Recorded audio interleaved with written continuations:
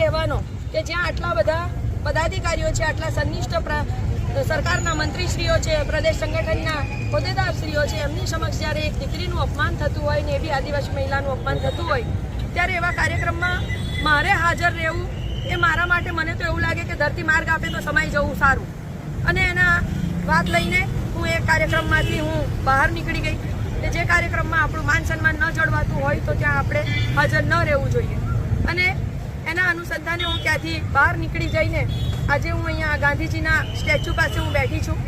ભારતીય જનતા પાર્ટીના જિલ્લા સંગઠનના હોદ્દેદારો અને જિલ્લાના પ્રમુખ નીલભાઈ રાવ દ્વારા જે મારું અપમાન કરવામાં આવે છે, અવારનવાર અપમાન કરવામાં આવે છે અને આજે નહીં છેલ્લા 2 વર્ષથી હું આ સહન કરતી આવી છું. અને એક વખત ગુજરાત પ્રદેશમાં પણ રજૂઆતો કરી છું, પરંતુ ખબર નહીં કોણ જાણે કેમ એમની ઉપર કોના 4 હાથ છે કે જેથી કરીને આજે એમની સામે કોઈ એક્શન લેવામાં નથી આવતું. અવારનવાર અનેક કાર્યક્રમોમાં અપમાન કરવામાં આવે છે. પાર્ટીના કોઈ કાર્યક્રમો હોય તો અડધા કલાક પહેલાં સૂચના આપવામાં આવે છે અને એ સૂચનામાં જેથી કરીને ધારાસભ્ય હાજર ન રહે તો એવું પણ કહી શકાય કે ભાઈ ધારાસભ્યને તો સૂચના આપી હતી, હાજર ન રહ્યા. પરંતુ હકીકત શું છે, દેશમાં શું પ્રોબ્લેમ છે એ પ્રદેશના લોકોને જાણ નથી. અને જ્યારે આ ભાઈ અહીંયાથી ખોટી વાતો બધી પોતપોતાની રીતે મન ચડાવીને અહીંના લોકો દ્વારા, પાર્ટીના કાર્યકર્તાઓ દ્વારા ખોટી વાત મારા વિશે જ્યારે પ્રદેશમાં પણ કહેવામાં આવે છે અને અવારનવાર મને અપમાનિત કરવાનું, મને નીચા કરવાનું કામ જે કરી રહ્યા છે એના લઈને આજે હું આ ગાંધીજીના સ્ટેચ્યુ સામે બેસી ગઈ છું. કારણ કે એકવાર અપમાન થાય તો સહન થાય, પરંતુ અવારનવાર અપમાન થાય તો શું હું ધારાસભ્ય બનવું એક આદિવાસી મહિલા તરીકે શું મારો ગુનો છે? શું એક મહિલા છું અને આદિવાસી છું એ મારો ગુનો છે? એક દીકરી છું એ મારો ગુનો છે?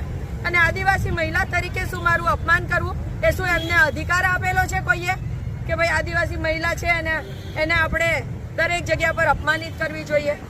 તો આને લઈને આજે હું અહીંયા બહાર બેસી ગઈ છું ગાંધીજીના સ્ટેચ્યુ સામે કે જે મારું અપમાન થયું છે એ અપમાન સામે જિલ્લા સંગઠનની સામે કંઈક તો કાર્યવાહી થવી જોઈએ.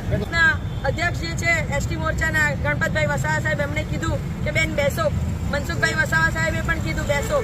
પરંતુ તમે વિચાર કરો કે આટલું મોટું અપમાન થાય, આટલા બધા લોકોની હાજરીમાં, 300-400 લોકોની હાજરીમાં જ્યારે તમારું કોઈ અપમાન કરે ત્યારે તમને પોતાને કેવું ફીલ થાય? અને એ જે મારું અપમાન થયું એ મને ખરેખર ખૂબ ખરાબ લાગ્યું છે અને એના આધાર ઉપર જ હું એ કાર્યક્રમને વોકઆઉટ કર્યો છે. હા, 100%. જે લોકો સંગઠનના લોકો અમને ધારાસભ્ય સમજતા નથી, કે જે લોકો ધારાસભ્ય તરીકે અમારું માન સન્માન જાળવતા નથી, તો કંઈ વાંધો નથી. ધારાસભ્ય તો અમને વડાપ્રધાન નરેન્દ્રભાઈ મોદી અને માન્ય ગૃહમંત્રી શ્રી અમિતભાઈ શાહ સાહેબે બનાવ્યા છે. આ કોઈ નર્મદા જિલ્લાના સંગઠનના લોકોએ ધારાસભ્ય નથી બનાવ્યા અમને. અને એમણે જે રીતના અમારા માટે આ રીતના વિરોધ કરીને અમારા માટે હંમેશા અપમાનિત કરવાના જે કામ કરી રહ્યા છે એના આધાર ઉપર રાજીનામું આપવામાં પણ હું પાછી પડીશ નહીં. ક્યાં સુધી બેસો? જ્યાં સુધી આ જિલ્લામાં અત્યારે પ્રભારી મંત્રી શ્રી પણ છે અને એસટી મોરચાના અધ્યક્ષ બી છે. એ લોકો નિર્ણય કરે, એ લોકોની હાજરીમાં આખી ઘટના બની છે ને. કોઈ સર્વે લોકો સાક્ષી તો છે જ, એવું તો છે નહીં કે કોઈ બંધ બારણે કોઈ એક રૂમમાં ઘટના ઘટી હોય. સર્વે લોકોની હાજરીમાં ઘટના ઘટી છે તો સર્વે લોકો એ જુએ, જાણે, સમજે.